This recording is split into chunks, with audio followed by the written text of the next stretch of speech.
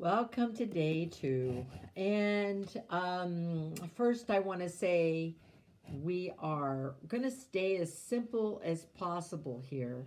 We're going to work with some crayons or whatever you have at home. If there are no crayons, I suggest just use a pen. Um, but we're not going to get totally complex yet. So I do have an example of something a little more complex. My son did this. I'll come around here. My son did this.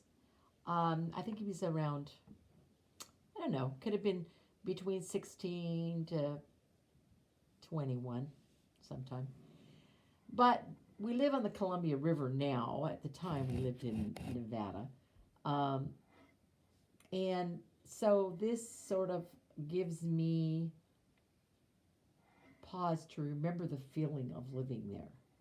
And since we're dealing with feelings today, the thing I would like you to do is I would really like you to express just a basic thing. Not we're entertaining the inner child right now, and so I'm just doing a plain, ordinary circular shape, and going to move from that circular shape into using that in a way that allows my inner child to develop a comfortable relationship with answering the questions, pondering the questions in a way that might well relate to the colors I choose.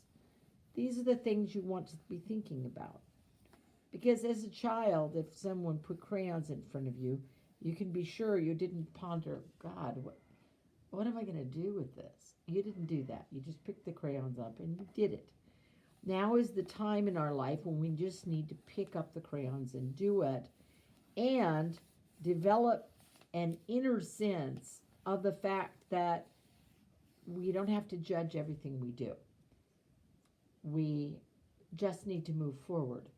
So, for the sake of just being in that simple place of acceptance of oneself, let us just continue this with nothing more than the simple tools that we've taken today. And I would highly suggest that the doodling continue, that you maybe even make it a family thing. Get your kids involved, your grandkids involved. Doodling is fun. I do it with my grandchildren when they're waiting for, we do tea and cookies. So when they're waiting for the tea to get ready, or we're preparing to have a snack, I take advantage of those moments to allow them to be free to create. And of course, I post those so that the kids have somewhere that shows what's going on and they're proud of themselves. We should be proud of who we are.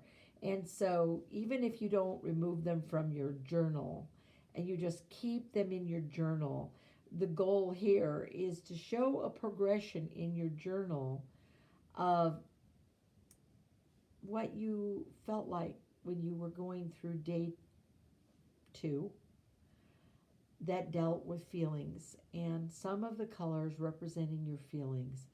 So we're not going to have a super long one today because I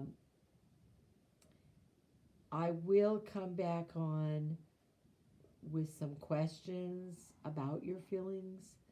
But this is our art portion, and it's just going to be very basic today. I thank you, and I look forward to seeing what you come up with. For me, this is a good beginning to a potential piece of artwork that will go nice in my journal. And for right now, that's what we want, because now I will be working on the portion with the questions and you working on those. All right? So I'll see you in a few. Bye.